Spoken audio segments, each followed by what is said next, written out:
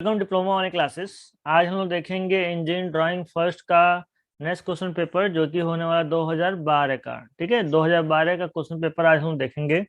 तो आइए स्टार्ट करते हैं बिना टाइम को लॉस के हुए। ये तो हम लोग जान चुके हैं कि 3 घंटे का पेपर होगा और इसका पूर्णांक जो है 60 नंबर का होगा।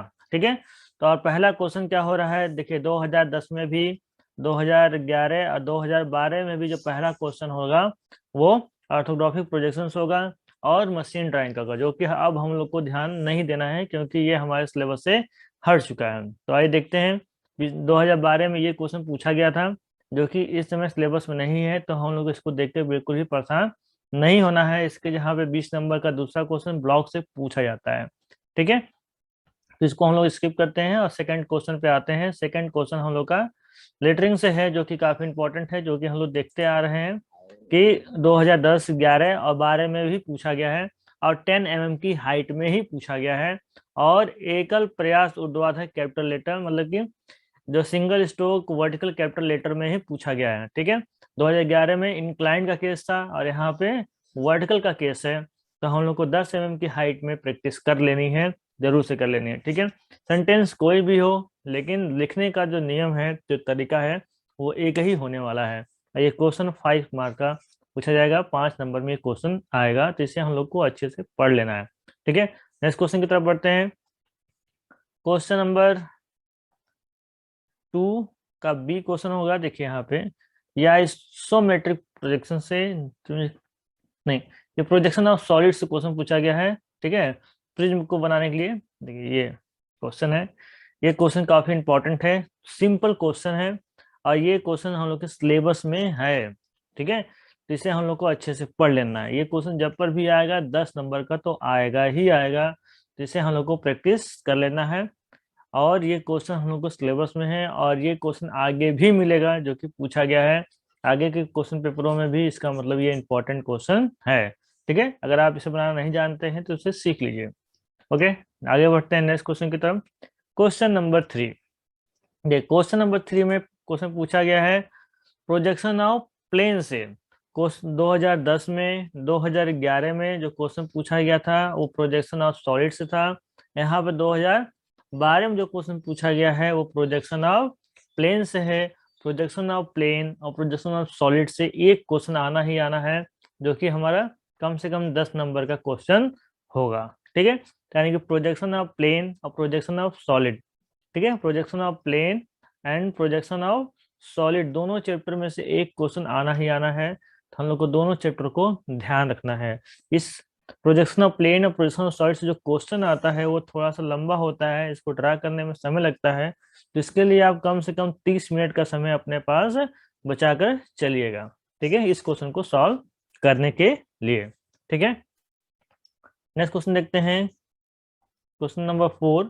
क्वेश्चन नंबर 4 में पूछा गया है, स्केल से क्वेश्चन पूछा गया है। ठीक है, स्केल से क्वेश्चन पूछा गया है 2010, 2011, 2012 में, तीनों में ही हम लोगों ने देखा है कि स्केल से क्वेश्चन विकर्ण मापनी पूछा गया है।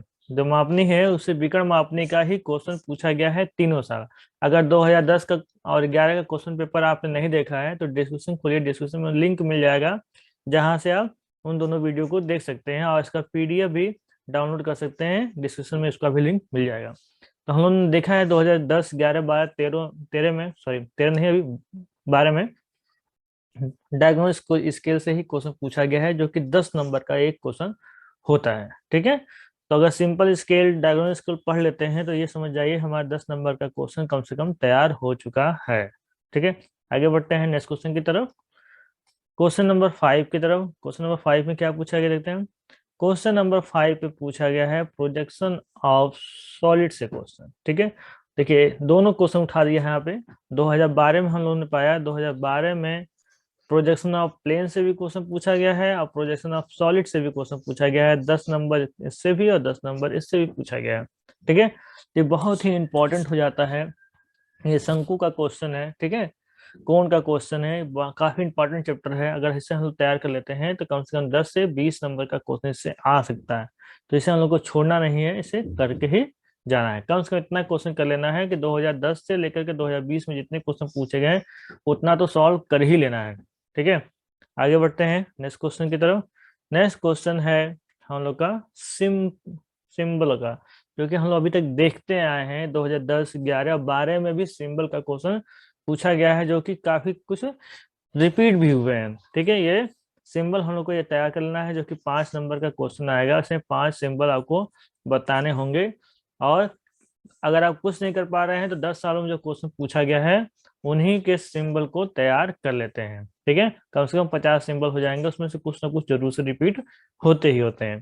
ठीक है, तो आज हम लोगों ने देखा 2000 इंजीनियरिंग ड्राइंग में 2012 के क्वेश्चन। ठीक है, इसके अलावा एक क्वेश्चन और पूछा गया था, दो जो क्वेश्चन नंबर 6 है, लेकिन अब जो है ये सिलेबस से हट चुका है, तो ये हम लोग को पढ़ने की आवश्यकता नहीं है। ठीक है, ये पहले पूछा था 2012 में पूछा गया है, लेकिन अब ये हम लोग के सिलेबस में नहीं है, तो इसकी टेंशन नहीं लेनी है हम लोग को।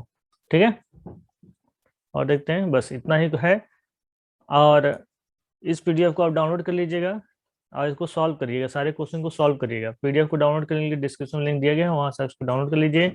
इसके साथ साथ इसके आगे के पेपर भी 2013, 14, 15, 16, 20 तक के क्वेश्चन पेपर भी आप डाउनलोड कर सकते हैं। तो आज के लिए इतना ही। नेक्स्ट वीडियो में देखेंगे 2013 में पूछे गए प्रश्नों के। अगर आप इस दूसरे सब्जेक्ट का भी पीडीएफ चाहते हैं, वीडियो चाहते हैं, तो आप वीडियो के डिस्क्रिप्शन में जा करके या कमेंट बॉक्स में जाकर के कमेंट कर सकते हैं और हमें बता सकते हैं। डिस्क्रिप्शन में जो भी वीडियो बनती रहेगी उसके लिंक आपको मिलते रहेंगे। मिलते हैं नेक्स्ट वीडियो में। Okay, thank you.